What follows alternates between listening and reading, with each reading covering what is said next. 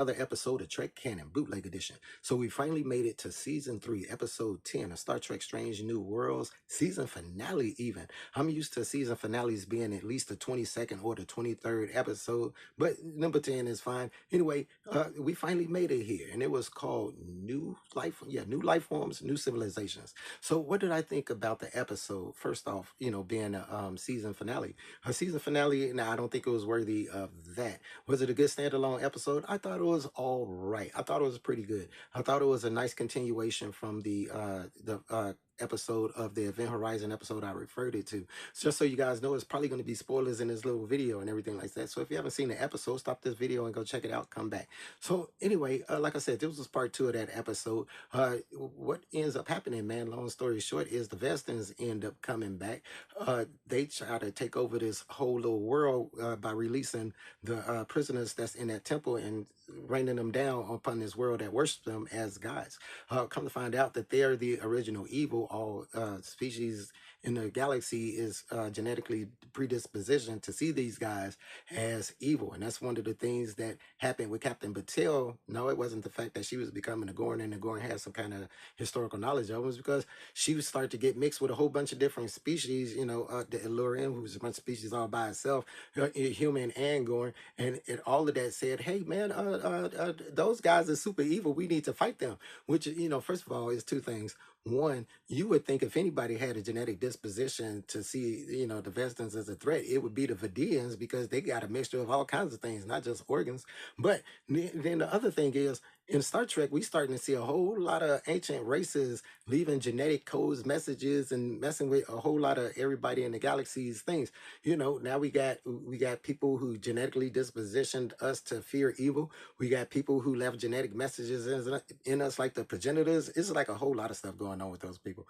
Anyway, so kind of find out the dude that they got locked up inside the Enterprise buffer, man, he made it over there to the planet. Like I said, he wanted to free those people and rain them down so that they could become take over all of the bodies of the people in that world of worship. Then they could, spread evil around the world.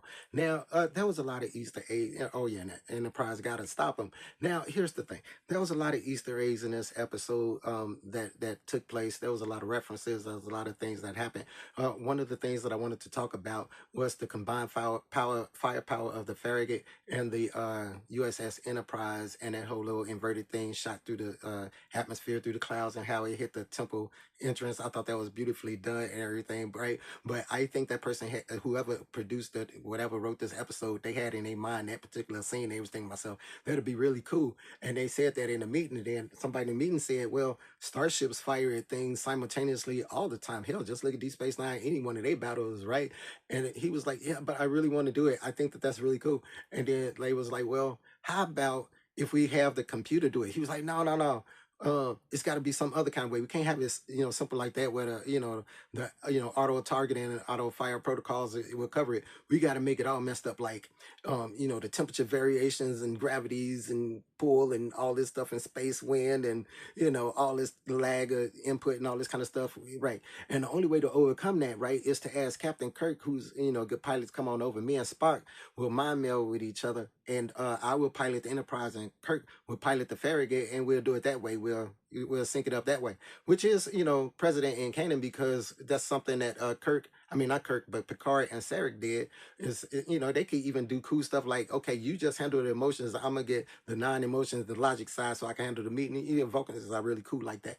So anyway, so they decided to do that so that they could do that and not cross streams and destroy the temple and stop because the Velden had already took Mbenga through the temple thing, right, and through the aperture, right, and now they back on this other planet, right, and so they trying to get through. And come to find out, this is the first time in canon, I believe, where they actually talked about the power output of the phasers in a relatable way, even though outrageously relatable. So they said that the power output of the phasers for the Enterprise, a Constitution class vessel, was 3.22 times 10, I think, to the 26th watt. That was the power output, and they equated that to half the Terran Sun power output over the same amount of period with this focus beam.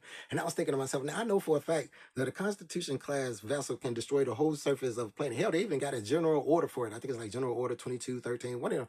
Anyway, but if you was to take half the sun's power and focus it on a planet. That planet surface is not getting annihilated. That whole planet is getting annihilated. That's right. But right.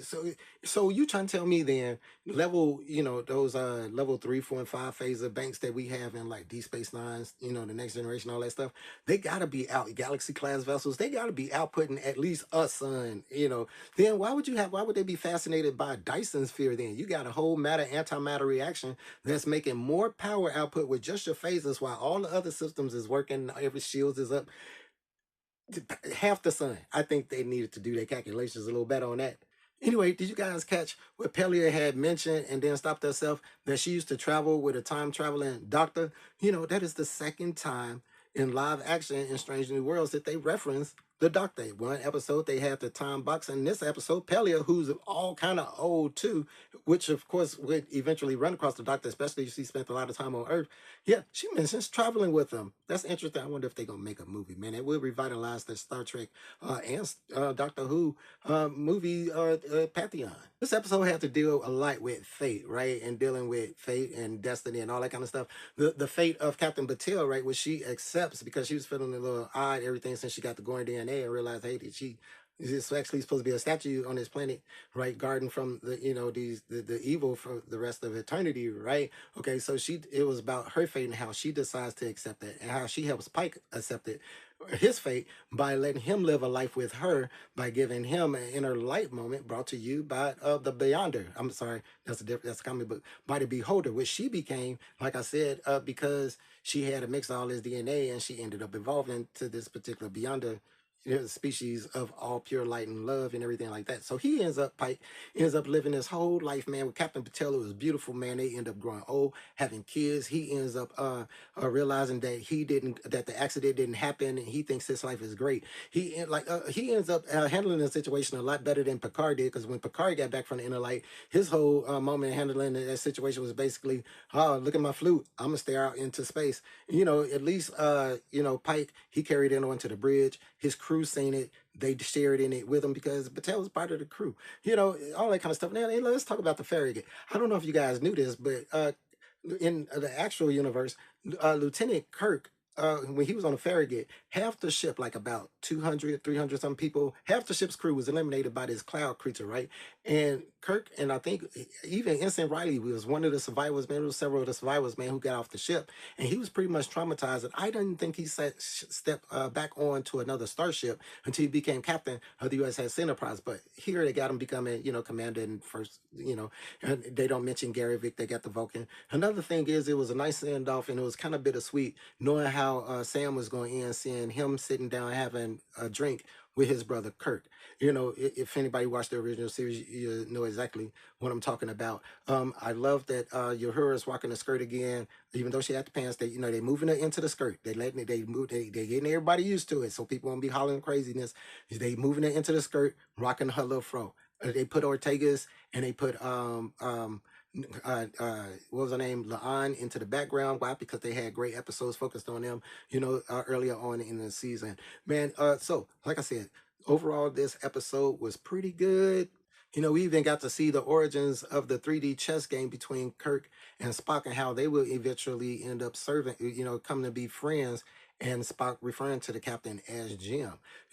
So I thought that was a nice little sit down talk between them two. The time, the bond that they share without making it seem kind of weird.